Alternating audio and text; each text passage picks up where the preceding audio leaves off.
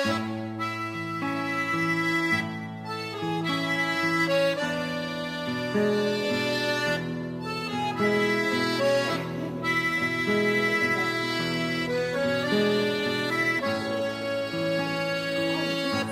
are quite wary of imitations, like happens with pizza.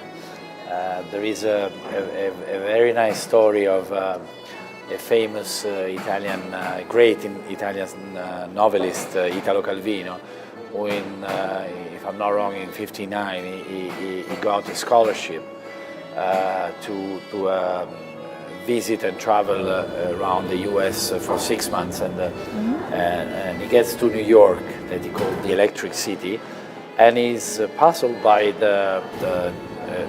what is for him a disturbing trend, the thriving mushrooming of these espresso places all over the city and extending to the rest of the country. And he says, of course I'm happy. He writes in his journal that has been published afterwards. Of course, I'm happy that there are so many Italian-style coffee. I can drink Italian-style coffee, but I struggle to explain to Americans why I feel this sense of uneasiness in these places, because they try to reproduce the atmosphere, the Italian atmosphere, that is quite difficult. Yes. How often do people in Italy have coffee, and what are the tradition of drinking coffee in Italy? Could you tell me? I've seen somewhere statistics that said that 77% of them drink it for breakfast. Of Italians drink it for breakfast. And then there are several occasions. Coffee is like tea, for example, especially in England, but all over the world, is also a social opportunity, and so it's a good ending of a good meal, or it's a way of taking a break during a morning of work. So there is a social component in it. Italy was the gateway of coffee to Europe. Actually, Venice, which was a city of merchants, and the merit of the success of coffee has to be attributed to basically a medical doctor and to a pope. A medical doctor, because it was a guy called, if I remember, Prospero Alpini, who was the personal doctor of the then, I'm talking of the 17th century, of the then consul of Venice in Cairo, in Egypt. And this doctor was a physician, but was also a botanist, and so he gets to know coffee, and he writes about it, and he makes it known in Venice. And of course, Venice was an international city and a city of merchants, and merchants are forward-looking, and they understand that they can sell this exotic and exciting beverage to the wealthy and nobles, and charge the price of bringing something new. And it's curious, and where the Pope steps in, it's curious that this is then encounters the protests of clergymen, because they see coffee as a kind of, is black, I don't know, the real reason that he came from, of course, Muslim territories, and so was identified. There was a kind of a duel between wine, which was used in mass, and coffee, which came from the infidels, and so they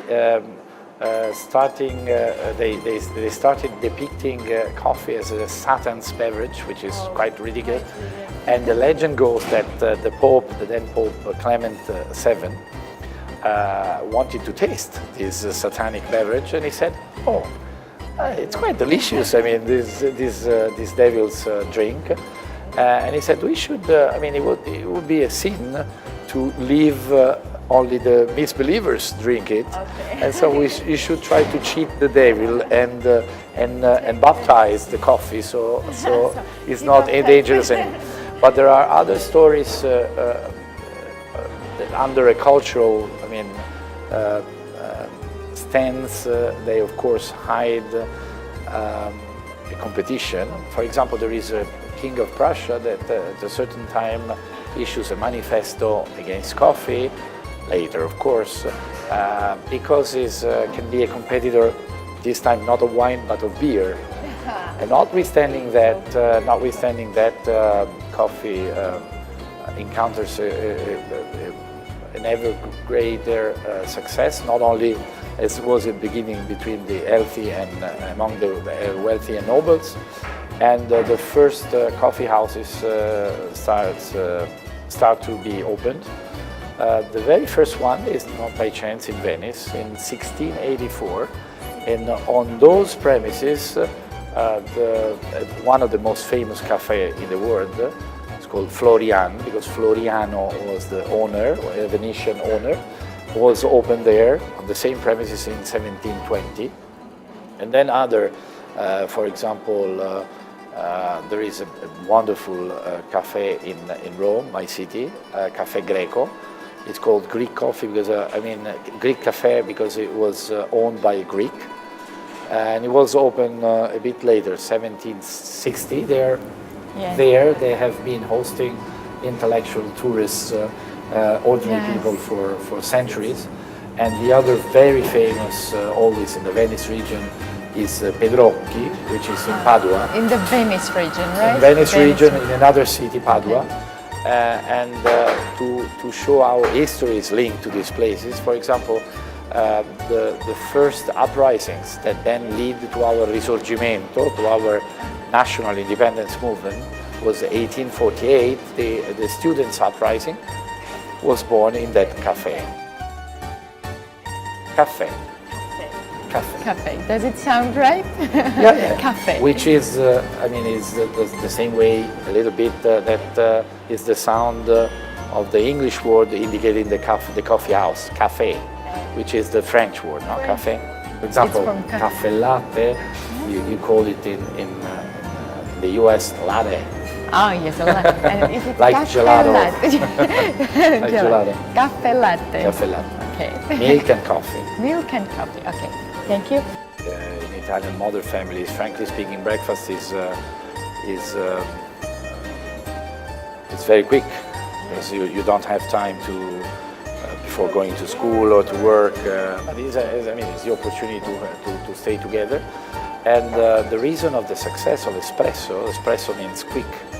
And I guess that of course the taste of espresso is a strong one, but maybe the idea and the success of espresso is also because it's useful also for employers, because people take less time to get their break from work because it's quicker. Then, for example, tea, that is a kind of a rite. It's a ritual. Also, coffee, but actually, we like chatting. But in this case, and this corresponds to the idea of espresso. There are very quick orders because, especially in the morning, early morning, there are lots of people, and so you don't make big speeches. So you just and barmen are very good in taking. I'm amazed by their capacity of taking lots of different orders at the same time and deliver in a very quick. So it's cappuccino, un caffè macchiato, un caffè in tazza, and that is where all the literature. Is amazing. Because there are requests of everything with ginger, with different combinations. So it's incredible. But basically, there are no very polite, no long speeches. It's just the name. And we take a lot cappuccino with brioche. And here in the north, you say brioche, which is a kind of a French word. And from Rome down, you say cornetto, which is like a little horn. I know that. And so the association cappuccino cornetto is quite recurrent. There was a film I'm remembering and it said, Napolitan film saying, no grazie, il caffè mi rende nervoso. No thanks, coffee makes me nervous. The technology is, the great advancement is to do it quickly and strong, and because it's quick, the process is concentrated, the taste. I mean, the first prototype is at the end of the 19th century, and it was patented for the Paris Expo. And then there are technicians in Milan, a few years later, that make improvements on this prototype, which is the first coffee maker, if you want. And there is the first big important company, which is still important today, La Pavoni, which buys the patent and starts producing. And there are other companies, like, for example, Gaggia. You find it in many bars. Gaggia was actually a barman in Milan, and he has this idea of inventing the coffee maker. This time the real innovation was he used a piston, like a piston you use in the cars. I mean, the legend goes that he was inspired by the American Jeep, the engine of an American Jeep, and he founds his company in 1948, and that is a big success.